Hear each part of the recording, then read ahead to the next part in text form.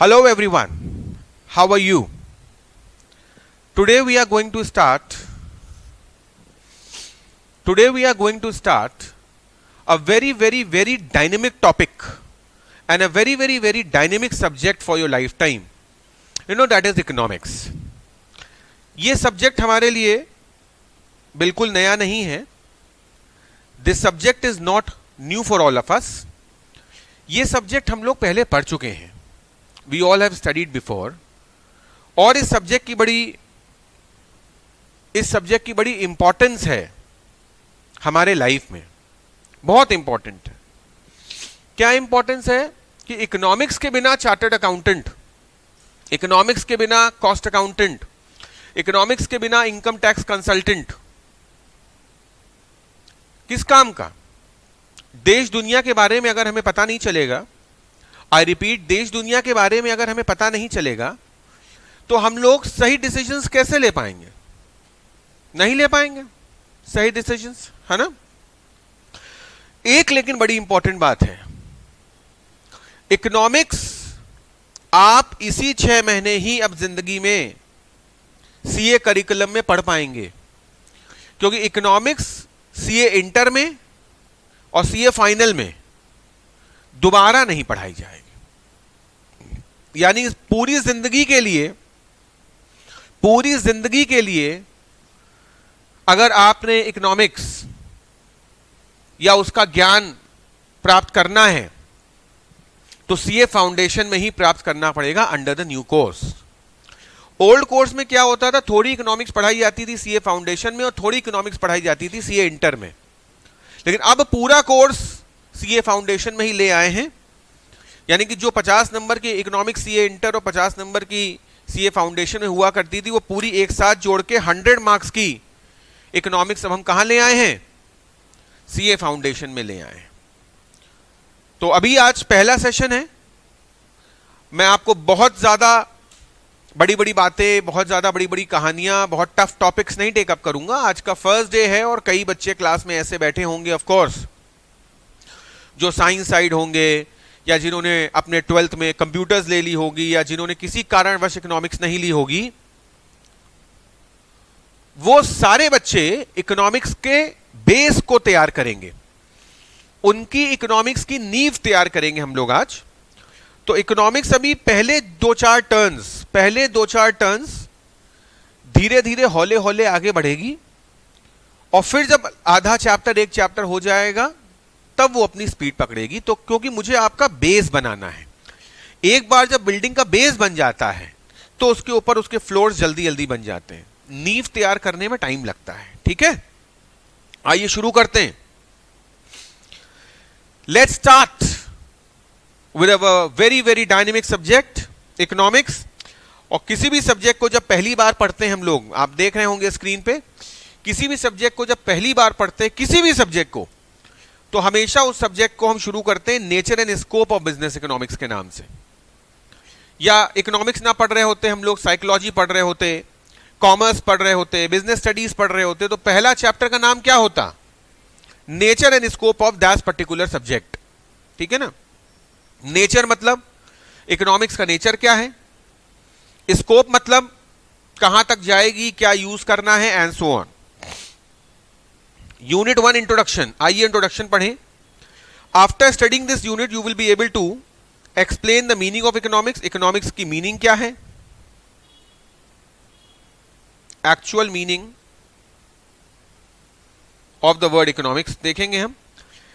Meaning and nature of business economics. देखो, economics एक word है और बिजनेस इकोनॉमिक्स एक वर्ड है. Economics means everything. Social welfare भी इकोनॉमिक्स में टच हो जाएगा. लेकिन बिजनेस इकोनॉमिक्स का मतलब हम बिजनेस की बात कर रहे हैं, पैसे की बात कर रहे हैं, धंधे पाने की बात कर रहे हैं, मार्केट की बात कर रहे हैं, डिमांड सप्लाई की बात कर रहे हैं, मॉनेटरी टर्म्स एंड कंडीशंस की बात कर रहे हैं. तो इकोनॉमिक्स और बिजनेस इकोनॉमिक्स में फर्क है. I hope it is clear to all of you. Describe the scope of business economics. अब बिजनेस इकोनॉमिक्स का स्कोप हम लोग यहां क्या पढ़ने वाले हैं, कहां तक ये बिजनेस इकोनॉमिक्स जाने वाला है, and so on and so for. चलें आगे. Chapter overview. चैप्टर ओवरव्यू हर चैप्टर के बाद आता है. यानी कि इस चैप्टर में हम क्या पढ़ने वाले हैं? इस चैप्टर में हम क्या पढ़ने वाले हैं।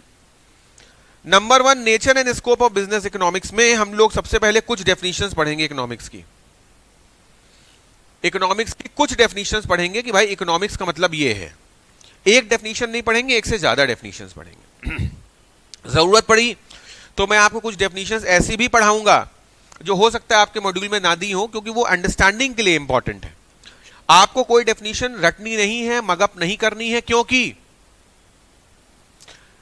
कुछ बच्चे कह रहे हैं सर समझनी है।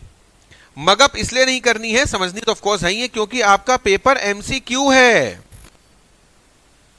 डेफिनेशन लिखने को तो थोड़ी आएगी, अरे बल्ले बल्ले, पूरा पूरा पेज रटना नहीं है, पूरा पूरा पैराग्राफ नहीं रटना है, पूरी पूरी डेफिनेशंस नहीं रटनी है, लेकिन डेफिनेशंस का मर्म समझना है। ऑथर का नाम आ सकता है, ये आ सकता है कि ये डेफिनेशन दे दी, बताओ ये डेफिनेशन किस ऑथर ने दी। ये आ सकता है कि ये डेफिनेशन दे दी, उसमें 2 फिल इन द ब्लैंक्स कर दिए और option A B C D में 2-2 वर्ड्स लिख दिए। तो डेफिनेशन समझ में आनी चाहिए, कुछ कुछ याद सी होनी चाहिए, कॉमन सेंस से क्लियर होनी चाहिए, लेकिन पोयम की तरह मगअप बाय हार्ट रट्टाफिकेशन की नीड नहीं है। सोचो कितना बड़ा टेंशन रिलीज कर दिया मैंने आपका। अभी मैं कहता कि जरा 4 डेफिनेशंस को रटो, सुनूंगा, तो कितनी मेहनत लगती तुमको। एक्चुअली तुम लोगों की बहुत सारी मेहनत मैं बचा लूंगा, क्योंकि पता है हम लोगों को, टीम क्रक्स को पता है कि व्हाट इज द बुल्स आई, काम होना कहां है। समझ रहे ना बात को। तो ये सब चीजें ध्यान देने वाली हैं, ये सब चीजें इंपॉर्टेंट हैं। कुछ जगह ऐसी होंगी जहां पे मैं आपको ज्यादा मेहनत करवाऊंगा, आपको नहीं पता है कि उसमें ज्यादा मेहनत होनी है, बट आप तो नॉर्मल मेहनत कर रहे होंगे, बट मैं आपको बता दूंगा कि आपको मेहनत थोड़ी यहां पे ज्यादा करनी है। तो कहीं की मेहनत बचा के कहीं लगवा दूंगा, नंबर आ जाएंगे। जहां की मेहनत बचाई वहां नंबर मिलने नहीं थे, और जहां लगवाऊंगा वहां पे फ्री में मिलने। तो ये सब धीमे धीमे होगा, स्लो एंड स्टडी। गाइज आप सब लोग बहुत अच्छे से जानते हैं, you know it very very well, बहुत अच्छे से आप लोग को पता है कि क्रक्स एकेडमी में स्टूडेंट्स, सच्चाई है ये, हाइपर बोल नहीं कर रहा हूं, कोई तारीफ या बड़ाई नहीं कर रहा हूं, बट ज्वाइन करते ही पास हो जाते हैं सीए फाउंडेशन। अरे सर ऐसा कैसे होता है, फिर तो कोई भी ज्वाइन कर ले, कोई भी पास हो जाए। देखो तुम कोशिश करोगे ना पास होने की तो बात दूसरी है, बट अगर तुम सिर्फ न्यूट्रल रहे, बहुत ज्यादा हार्ड एफर्ट नहीं भी कर रहे हो, तो भी हम आपको पास करा ले जाएंगे। क्योंकि 3-4 कारण हैं। कारण number 1, we don't leave any stone unturned. आपका मॉड्यूल अगर 400 पन्ने का है तो पूरे 400 पन्ने का एक एक शब्द, एक एक लाइन पढ़ाएंगे। जब हम कुछ छोड़ेंगे ही नहीं तो क्वेश्चन कहीं से भी पिक होके आ जाए, आपको आता होगा। सर फिर बच्चे कभी कभी पास क्यों नहीं होते हैं? उसके 2-3 कारण हैं। लेट ज्वाइन करेंगे, एब्सेंट हो जाएंगे, आखिरी में हथियार गिरा देंगे, टेस्ट रेगुलरली नहीं देंगे। हमारे सारे प्रोटोकॉल अगर तुमने पूरे कर लिए, और प्रोटोकॉल हमारे बहुत सिंपल हैं, regular to the classroom, no absenteeism, सारे टेस्ट आपको लगातार देने हैं। सिर्फ मैं देने की बात कर रहा हूं, मैं कही नहीं रहा हूं कि अगर मैंने आपका टेस्ट लिया 30 नंबर का तो आपको 30 में 30 लाने, 30 में 28 लाने, 30 में 25 लाने। बस ईमानदारी से देना है। 30 में 12 लाओगे, 17 लाओगे, 21.5 लाओगे, 9.5 लाओगे, ऑल ओके। बट ईमानदारी से टेस्ट जिस बच्चे ने हमारे सारे दे दिए, उसको पास होने से कोई रोक नहीं सकता। आपको पास होने से सिर्फ एक आदमी रोक सकता है,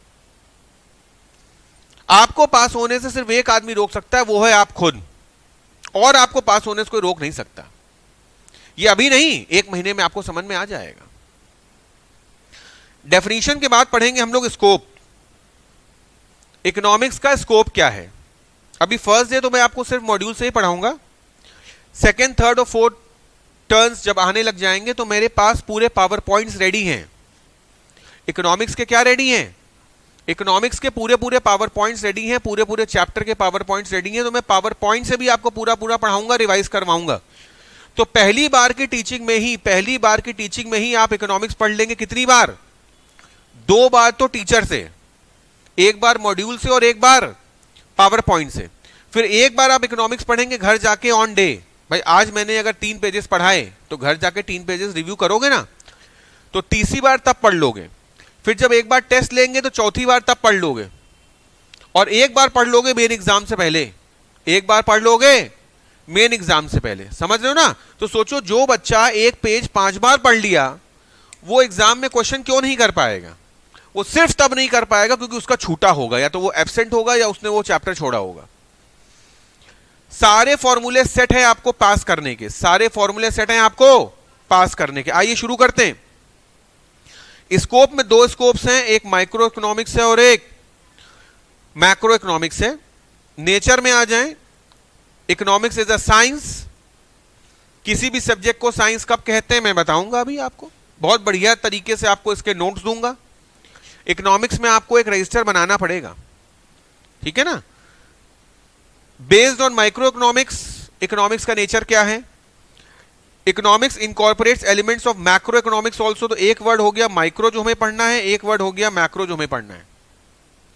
इकोनॉमिक्स इज एन आर्ट। अब जब इकोनॉमिक्स इज अ साइंस पढ़ोगे तो आर्ट तो पढ़ोगे। Economics is pragmatic and economics is normative. Normative का क्या मतलब हुआ? नॉर्मेटिव का क्या मतलब हुआ? लिखिए, वहीं लिख लीजिए, लिखिए the subject economics, the subject economics deals with, मैं आपको नॉर्मेटिव का मीनिंग लिखवा रहा हूं। The subject economics deals with normal human beings and their activities.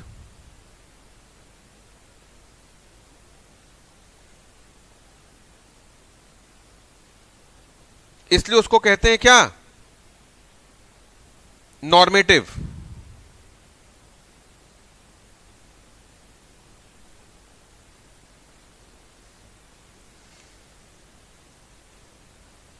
It deals with normal human beings and their activities. एक वर्ड आया pragmatic. इसका meaning किसी को पता है? नहीं? लिखिए, whenever things are dealt in a practical manner,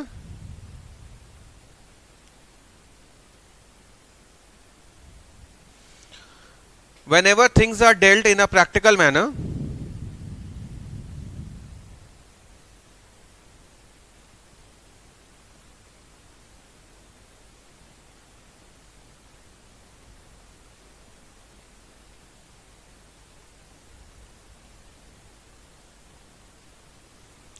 rather than only theoretical manner, rather than dealing in only theoretical manner, then it is known as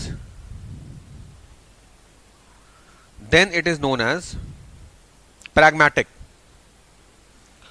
तो इकोनॉमिक्स कौन से तरीके से डील कर रही है? इकोनॉमिक्स कौन से तरीके से डील कर रही है? प्रैग्मेटिक तरीके से डील कर रही है, प्रैक्टिकल तरीके से डील कर रही है।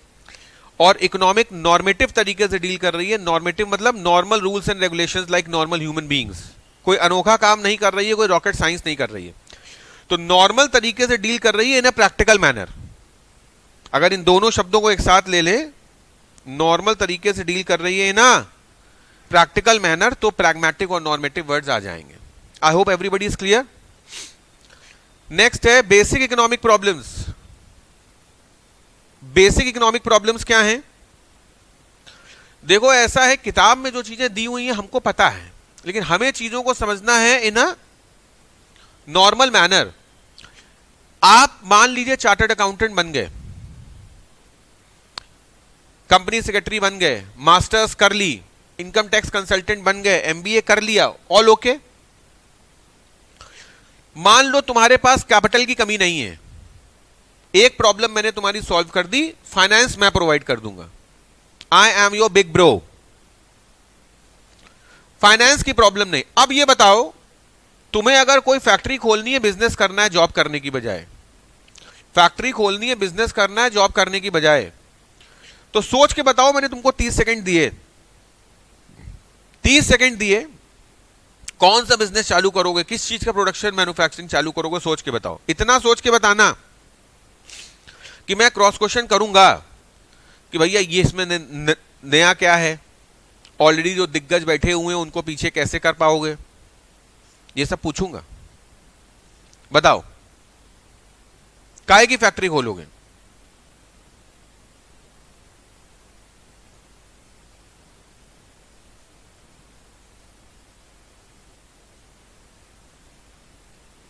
कुछ भी बोलो जो मन में आए, बोलिए।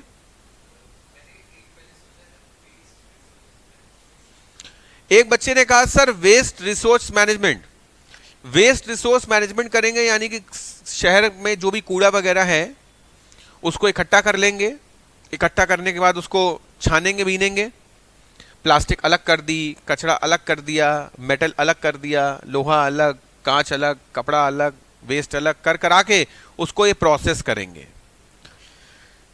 दुनिया का सबसे कठिन बिजनेस इन्होंने ले लिया है। ना ये सब करने वाले लोग मिलेंगे, और इतना आसान होता तो तुम्हें क्या लगता है सरकार जूझ रही होती? सरकार तो कूड़ा उठा ही नहीं पा रही है, रिसोर्स मैनेजमेंट तो भूल जाओ, रिसाइकिल तो भूल जाओ। इंडिया में, दिल्ली में, एनसीआर में कूड़े के पहाड़ बने हुए हैं, कूड़े के पहाड़ बने हुए हैं। इसका मतलब बहुत सक्सेस मंत्रा नहीं है इसमें, वरना लोग अब तक करकराना चुके होते। तमाम लोग इस तरीके के वेंचर्स चालू करे। एक आईआईटीएन चालू किया था कि मंदिरों से फूल उठा लेता था पुराने चढ़े हुए, उनको प्रोसेस करके धूपबत्ती अगरबत्ती बना रहा था। किनारे हो गई सब चीजें। Actually at the end of the day सब चीजों में कॉस्टिंग इनटू पिक्चर आ जाती है। वो लेबर जो ये कूड़ा उठाएंगे आपके बिहाफ पे, वो इतनी सैलरी ले लेंगे, इतना चार्ज कर लेंगे, प्लस ये सारा काम शहर के अंदर नहीं होता। इसके लिए बहुत बड़ी बड़ी ओपन एरियाज चाहिए, एकर्स एंड बीघास ऑफ लैंड चाहिए। इन सबको जब आप खरीदने जाओगे, जब इनका रेंटल्स निकालोगे, तो अल्टीमेटली आप नो मैंस लैंड पे आ जाओगे। Things are not that easy. और यहां तो बात हो रही थी व्हाट टू प्रोड्यूस, तो तुम्हारा आंसर क्या है? कूड़ा प्रोड्यूस। ये एक सर्विस इंडस्ट्री हो गई, बट ठीक है, तुमने आंसर अच्छा दिया, मुझे पसंद आया। अरे मान लो तुम कोई भी आंसर देते, सर हम बिस्किट की फैक्ट्री चालू करेंगे, सर हम क्लॉथ मेकिंग फैक्ट्री चालू करेंगे, तो मेरा क्वेश्चन होता बेटा इसमें नया क्या है? वो सैकड़ों लोग जो अपनी खुद की पुश्तैनी खरीदी हुई फैक्ट्री में कपड़ा बना रहे हैं, जिनको किसी को रेंट देना नहीं है, जिनके पास 50 करोड़ रुपए अपने लगे हुए हैं, जिनको किसी को इंटरेस्ट देना नहीं है, जीरो इंटरेस्ट जीरो रेंटल्स, वो लोग तो मार्जिन कमा नहीं पा रहे हैं। तो तुम रेंटल और इंटरेस्ट देके मार्जिन क्या कमा पाओगे? अल्टीमेटली मेरे कहने का मतलब ये गाइस, दुनिया का सबसे कठिन क्वेश्चन है व्हाट टू प्रोड्यूस। आसान कहां है? तुमने कहा हम ऑटोमोबाइल प्रोड्यूस करेंगे, तो टाटा को कॉम्पीट कर पाओगे? मारुति को कॉम्पीट कर पाओगे? हुंडई को कॉम्पीट कर पाओगे? टेस्ला बन पाओगे? आसान है सर, आसान तो नहीं है, लेकिन इम्पॉसिबल भी नहीं है। हमने कहा ही नहीं इम्पॉसिबल नहीं है, हमने तो ये कहा कि ये प्रॉब्लम है। क्या है? प्रॉब्लम है। व्हाट टू प्रोड्यूस डिसाइड करना आसान नहीं है। व्हाट टू प्रोड्यूस डिसाइड करना आसान नहीं है। क्या बनाएं, कैसे पता लगाएं, डिसीजन क्या सही होगा, हमें किस चीज की नॉलेज है, किस चीज की नॉलेज नहीं है, ये सब व्हाट टू प्रोड्यूस में आएगा। Next, how to produce. ओ हो, कौन सी टेक्नोलॉजी लगाएं? हैंडमेड बनाएं, हैंडमेड बनाएं कि मैकेनिस्टिक बनाएं? अरे सर इसकी जर्मन मशीन ले लीजिए, फुल्ली ऑटोमेटेड है। अरे तो जर्मन मशीन तो ले लेंगे, जर्मन मशीन चलाए कौन? आता कहां है किसी को चलाना? यहां तो सब लेबर क्लास हैं। खराब होएगी तो क्या होएगा? और इतनी महंगी, कहां पैसा ही नहीं हमारे पास तो इसका आधा पैसा भी नहीं है। तो हाउ टू प्रोड्यूस भी आसान क्वेश्चन है क्या? मैनुअल तरीके से बनाएं कि ऑटोमेटेड प्लांट तरीके से बनाएं? बिस्किट फैक्ट्री, एक बिस्किट फैक्ट्री होती कि अपने हाथ से ही सांचा लगा लगा के बिस्किट बन रहा है, जीरा बिस्किट। एक होता है fully automated plant, touch free. कौन सा free? Touch free. Parle G का plant touch free, human intervention ही नहीं है। बस यहां से मैदा डाला, वहां से पैकेट में पैक होकर बिस्किट निकला, बीच में नो टचिंग। कभी गूगल में, यूट्यूब में देखिएगा, आईटीसी के बिस्किट्स, सनफीस्ट या कोई भी biscuit making plant, automated biscuit making plant करके आप उस पर डाल दीजिए, यूट्यूब में आ जाएगा, देखिए आप। तो हाउ टू प्रोड्यूस, ये भी एक क्वेश्चन है कि हम कैसे बनाएं, हाउ टू प्रोड्यूस। मैनुअल तरीके से बनाएं या ऑटोमेटेड, लिख लो वहां पे, हाउ टू प्रोड्यूस में लिख लो manual oblique automated, manual oblique automated.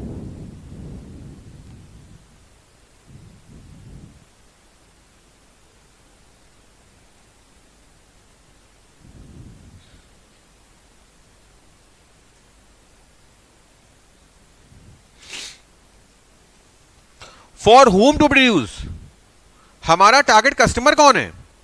जैसे मान लो तुमने अभी कहा होता सर हम शर्ट्स बनाएंगे, शर्ट्स, तो हम पूछते भैया कौन सी shirt, full shirt, half shirt, office wear shirt, party going shirt, कढ़ाई वाली शर्ट, शादी ब्याह में पहनने वाली शर्ट, कॉटन की शर्ट, सिल्क की शर्ट। तो आप कोई नाम लेते कि सर हम ये वाली शर्ट बनाएंगे। हर आदमी सारी शर्ट्स नहीं बना सकता। एरो कंपनी जो शर्ट बनाती है, मान्यवर वो शर्ट नहीं बनाती। तो हम तुमसे पूछते तो तुम कहते सर हम तो फॉर्मल शर्ट्स बनाएंगे ऑफिस वाली। फिर हम पूछते कौन सी वाली, 499, 999, 4999 कि 9999, कौन सी वाली शर्ट बनाओगे। हर आदमी हर शर्ट में एक्सपर्टीज नहीं हो सकता। तो क्वेश्चन अगला क्या है, फॉर whom टू प्रोड्यूस, तुम्हारा टारगेट क्लाइंट कौन है, वहां लिखो दैट इज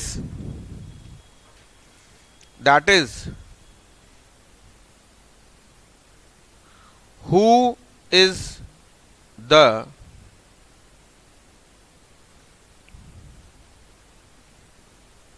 टारगेट क्लाइंट।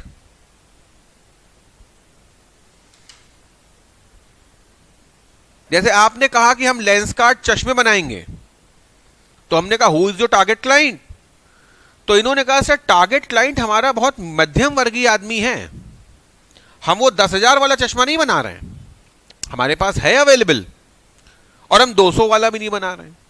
हमारे चश्मों की रेंज है फ्रॉम 499 टू 1999, 499 से लेकर 1999 में चश्मा बना के दे देते हैं लोगों को। और हमें जनता को पकड़ना है। किसको पकड़ना है, जनता को। तो for whom to produce, every person who is facing any sort of trouble in his eyes and wants a medium range service. High class मौजूद है, लेकिन हमारी जो 90% सेल्स होती है वो आम जनता वाली होती है। I hope it is clear. तो हमें पता होना चाहिए फॉर whom टू प्रोड्यूस। जैसे हम टॉयज बना रहे हैं, टॉयज, तो हमें पता है for whom to produce, kids. Walking sticks बना रहे हैं, छड़ी, फॉर whom टू प्रोड्यूस, हाँ senior citizen, super senior citizen, 60 साल प्लस वाले लोगों के लिए। तो फॉर whom टू प्रोड्यूस पता होना चाहिए। देखा, अभी तक हम लोगों ने कुछ नहीं पढ़ा है, अभी तक हम लोगों ने कुछ नहीं पढ़ा है, लेकिन हम लोगों ने बहुत कुछ पढ़ लिया। अब आप समझे मैं क्यों कह रहा था कि मैं आपकी नींव मजबूत करूंगा। I will not rush, I will not run. I will make you study and understand the things in between lines. दो लाइनों के बीच में भी क्या लिखा हुआ है, ऑथर क्या बताना चाहता है, क्या एमसीक्यू बन सकता है, वो भी आपको कूट कूट के समझा दूंगा, भर दूंगा दिमाग में आपके। बिजनेस इकोनॉमिक्स है हमारे सब्जेक्ट का नाम यार, बिजनेस इकोनॉमिक्स है। तो what is business all about? A business is an economic activity. There are various types of business like manufacturing, mining, construction, agriculture, poultry farming, food processing, banking, ये सब business हैं यार।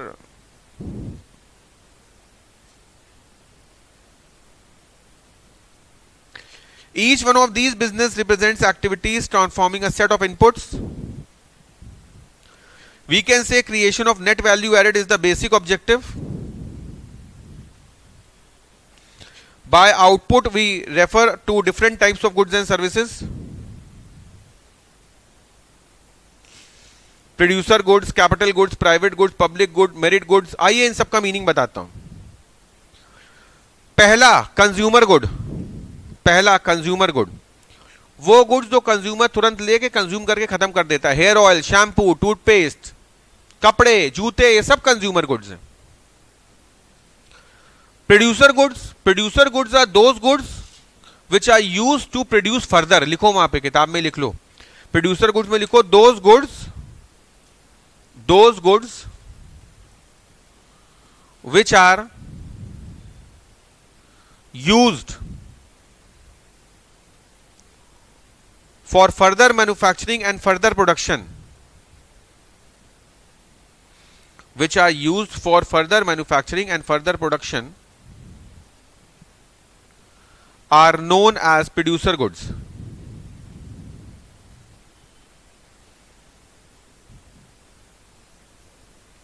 Are known as producer goods.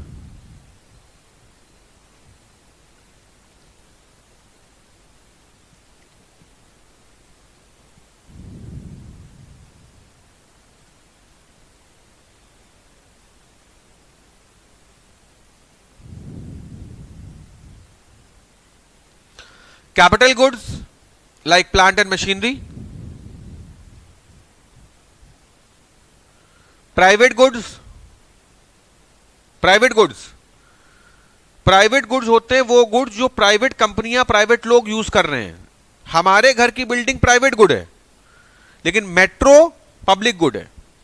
हमारे घर का lawn private good है, लेकिन मोती झील का बगीचा पब्लिक गुड है। तो प्राइवेट गुड अगर आपको समझ में आ गया, प्रोड्यूसर गुड हो गया, समझ में आ गया। Capital good like plant and machinery. Private good मैंने कहा कि हमारे खुद की फैक्ट्री या घर का गुड, और पब्लिक गुड जनता के लिए। मेरिट गुड्स, अगर मेरिट गुड्स हैं तो डीमेरिट गुड्स या नॉन मेरिट गुड्स भी होंगे। दूध का पैकेट बनाने का plant Amul, merit goods. Cigarette and alcohol, non merit goods. Essential goods आप समझी गए, नॉन मेरिट गुड्स आप समझी गए। Some goods are non durable. Non durable का मतलब एक बार ही यूज हो पाएंगे। Fruits, vegetables, dry fruits, copy, register, use and throw pens, pencils, ये सब एक ही बार यूज हो पाते हैं। एक बार पेंसिल छिल गई, दोबारा क्या यूज कर पाओगे उसका। तो ये नॉन ड्यूरेबल है। तो ड्यूरेबल गुड्स का नाम क्या हो सकता है? Give me examples of durable goods. कह रहे हैं सर फर्नीचर, हाँ ड्यूरेबल है, 10-5 साल चलता है। Furniture, air conditioners, TV, automobile, ये सब क्या है? ड्यूरेबल इन नेचर है। ठीक है। The purpose of any economic activity such as production, consumption, distribution, exchange, inventory, etcetera. Some of the non-profit organization NPOs may not aim at private profits, but they aim at social benefits.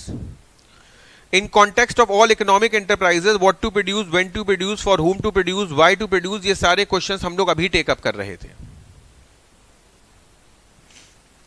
What should be the maturity? In other terms, each decision problem represents an area of choice. It is suggested that economics is a discipline. Economics क्या है? Economics एक discipline है, which is helpful in analyzing the rationality and optimality of a given choice. बहुत बढ़िया। Discipline का मतलब पता है क्या हुआ? सब्जेक्ट। इकोनॉमिक्स एक ऐसा सब्जेक्ट है दोस्तों, इकोनॉमिक्स एक ऐसा सब्जेक्ट है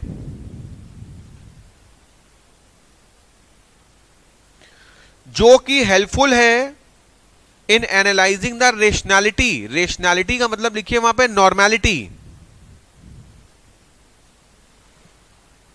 rational decision, nice decision, normal decision, बढ़िया डिसीजन। तो इकोनॉमिक्स आपको सिखाती है rationality and optimality, optimum production. Optimality का मतलब लिख लीजिए वहां पे maximum production, comma full usage, comma full usage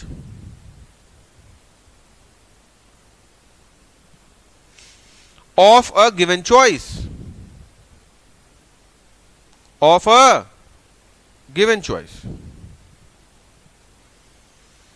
तो आपको वर्ड रेशनैलिटी समझ में आ गया, आपको वर्ड ऑप्टिमैलिटी समझ में आ गया। यही एमसीक्यू में आ जाए, यही लाइन आ जाए सुनो लाइन क्या आएगी, लिखित आ जाए। Question number 1, economics is a discipline which is helpful in analysing the dash and dash of a given choice. Option A dash and dash में 2 शब्द, ऑप्शन बी 2 शब्द, ऑप्शन 3 2 शब्द, ऑप्शन 4 2 शब्द। किसी एक ऑप्शन में लिखा होगा रेशनैलिटी कॉमा ऑप्टिमैलिटी, किसी रॉन्ग आंसर में लिखा होगा rationality oblique prudence, third wrong answer rationality oblique profitability, चौथा ऑप्शन प्रॉफिटेबिलिटी कॉमा ऑप्टिमैलिटी, और एक सही आंसर लिखा होगा rationality comma optimality. Is that okay everyone? What is economics all about?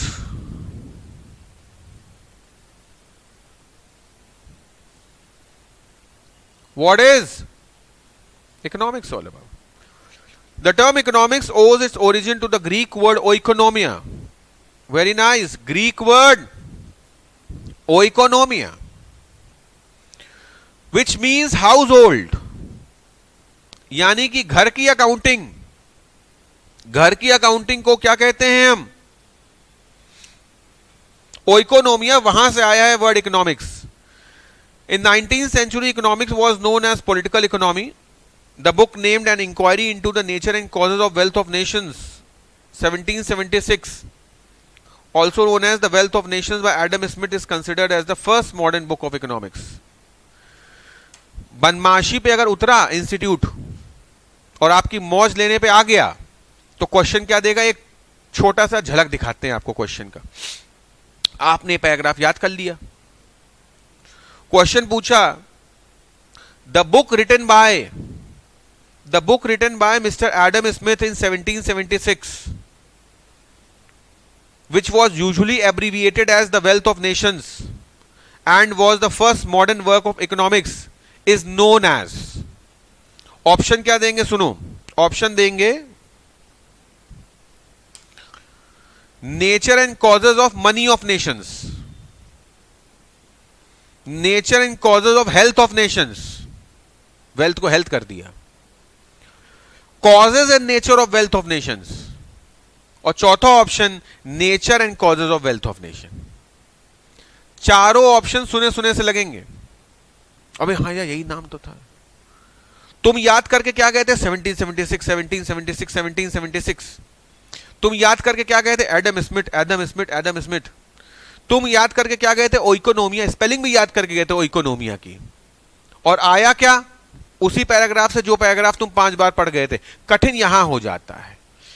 लेकिन दोस्तों आपको बताऊं, आपने सीनियर से भी बात करिएगा, आपको पता चलेगा क्रक्स एकेडमी के हर बच्चे के चारों सब्जेक्ट्स में हाईएस्ट मार्क्स, चारों सब्जेक्ट्स में हाईएस्ट मार्क्स आते हैं किसमें?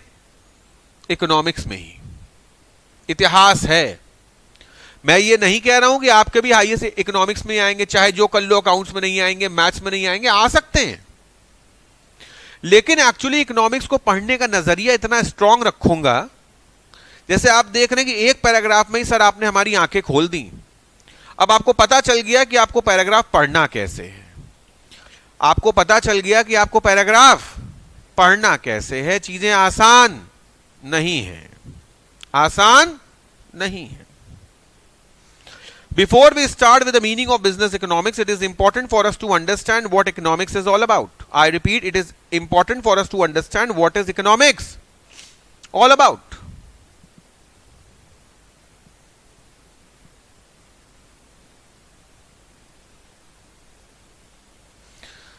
देखिए, इकोनॉमिक्स को जो हमें समझना है, इसको समझने के लिए मैं आपको एक चीज बताता हूं, सुनिएगा जरा ध्यान से। मान लीजिए कि आज आपकी बर्थडे है। हैप्पी बर्थडे कह रहे हैं सर, थैंक यू। सुबह सुबह जब तुम सो के उठे, तकिया में सो रहे थे, हाथ तकिया के नीचे गया, कुछ रखा मिला है, ये क्या है? ओह, लिफाफा खोला। हर बार तुम्हें एग्जाम्पल देता था, उससे निकला एक गुलाबी रंग का नोट 2000 का। अब एग्जाम्पल चेंज कर दिया, अब 2000 का चलता कहां है? याद है कि भूल गए? तो 500 के 4 निकले। हो सकता है साल भर बाद ये भी 2 साल बाद चेंज करना पड़ जाए, वो भी बंद हो जाए। 100 के 20 निकले। नहीं यार, वो 100 का ना बंद कराओ यार। क्या फिर चिल्लड़ी चले क्या? तो क्या हुआ फिर जब ये हुआ मैटर, उसमें लव लेटर भी लिखा हुआ था मेरी तरफ से, फ्रॉम योर ब्रदर। अरे लव लेटर के पे तुम हंसने का लग गए, उसी का होगा क्या? आपके बड़े भाई ने आपको इनाम दिया, आपको गिफ्ट दिया आपकी बर्थडे पे 2000 रुपए, और साथ में लिख दिया शाम तक पूरे खर्च कर देना, जो बचेंगे मैं वापस ले लूंगा। तो दिन भर में अगर तुमको 2000 रुपए खर्च करने हैं मान लो, और आज तुम्हारी बर्थडे, तो जरा जल्दी से सोच के बताओ कि सर हम 700 रुपए इसमें लगाएंगे, 300 इसमें, 200 इसमें, बाकी इसमें, क्या क्या करोगे? क्विक आंसर, कम ऑन, आप बताइए जल्दी से, क्या क्या करोगे 2000 का? हाँ, बर्थडे पार्टी कितने रुपए? 500 रुपए की बर्थडे पार्टी देंगे भैया, सब लोग इनसे दोस्ती कर लो, इनसे दोस्ती कर लो, इनकी बर्थडे पे 500 रुपए की ट्रीट देंगे अपने दोस्तों को, ठीक है? और 2000 तक पहुंचना है। कितने रुपए कपड़े लाओगे? कह रहे हैं 1100 कपड़े लाएंगे, 1100 के कपड़े, 500 रुपए के दोस्त, 11 और 5 1600 हो गए, और कह रहे हैं 150 151 रुपए का मंदिर में प्रसाद चढ़ाएंगे। भाई क्या बात है, क्या बात है! ये तो मेरे अभी तक के करियर में किसी बच्चे ने आंसर दिया ही नहीं था कि हम अपनी बर्थडे के दिन मंदिर में प्रसाद चढ़ाएंगे 151 रुपए का। Very good, I am impressed by your answer. और बताओ कितने हो गए? 1600 प्लस 150, 1750।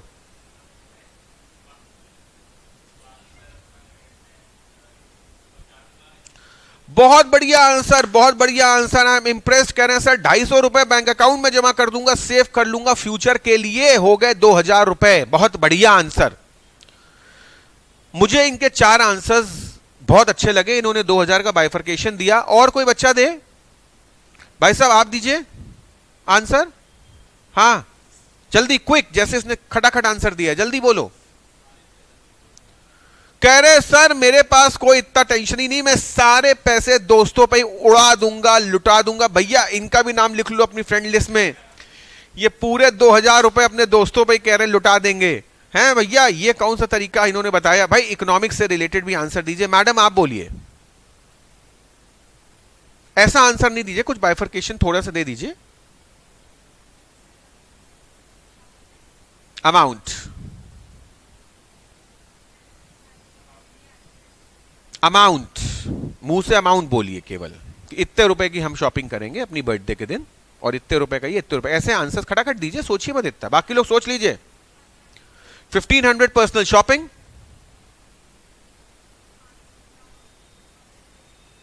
पर्सनल शॉपिंग और गिफ्ट अलग अलग होता है क्या?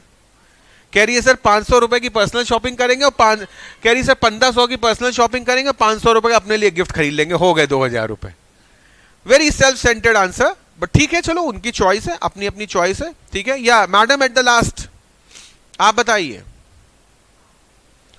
Amount. 1000 rupees party to friends, cool.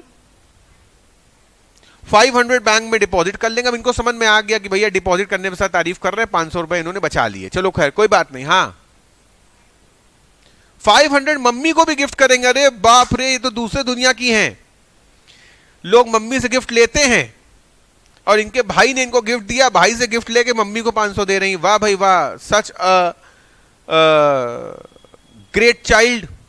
हाँ, एक किसी बच्चे से और पूछ लेते हैं, फिर आगे चलते हैं। हाँ तुमने सोच रखा है, खटाखट बताओ आंसर। 500 पार्टी विद फ्रेंड्स, खाना पीना।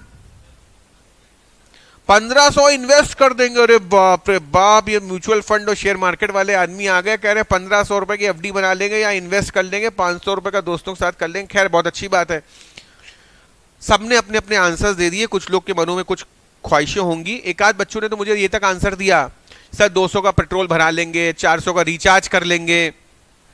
एक बच्चे ने कहा 250 की कोई किताब खरीद लेंगे। बड़े बड़े बढ़िया बढ़िया आंसर्स आए। तो देखिए यही एक एग्जाम्पल दिया हुआ है यहाँ। कह रहे हैं आपकी बर्थडे में आपको किसी ने 1000 रुपए का गिफ्ट दिया, मम्मी ने गिफ्ट दिया, आपके पास क्या व्यवस्था है? कह रहे हैं you can party with your friends and spell the whole money, you can buy yourself a dress, you can go for a movie, eat in a restaurant, you can buy yourself book and save the money, etcetera etcetera. तुम्हारी mummy ने 2000 रुपए दिए होते तो भी तुम्हारी desires खत्म ना हुई होती। मतलब ये मुद्दे की बात आपसे ये कहना चाह रहे हैं, ये मुद्दे की बात आपसे ये कहना चाह रहे हैं कि सबके अपने अपने होराइजन्स होते हैं और तुम सबने अलग अलग रुपए खर्च करे 2000 रुपए, लेकिन तुम सबके 2000 रुपए में एक चीज कॉमन थी, that you all got satisfaction, you all got satisfaction worth rupees worth ₹2000।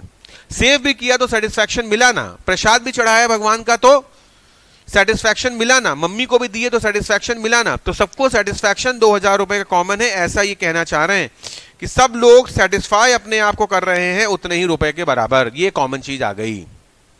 Is that okay everyone? Very very very good. The fundamental facts of economics are human beings have unlimited wants and they want to satisfy them. अभी fundamental facts नहीं पढ़ते हैं आज, अभी हम लोग आज session को यहां तक रखते हैं। काफी कुछ हम लोग को समझ में आया इकोनॉमिक्स में कि हमारे पास जब फंड्स आए तो हमने क्या किया, इकोनॉमिक्स को हमें पढ़ना कैसे है, मल्टीपल चॉइस क्वेश्चंस हैं तो क्वेश्चंस इन बिटवीन लाइंस आएंगे। अभी आप मान के चलिए कि अगर मुझको आपको 1 to 100 तक सिखाना है, कहां से कहां तक सिखाना है, 1 to 100 तक सिखाना है, तो अभी मैंने आपको 0.1 भी नहीं सिखाया है।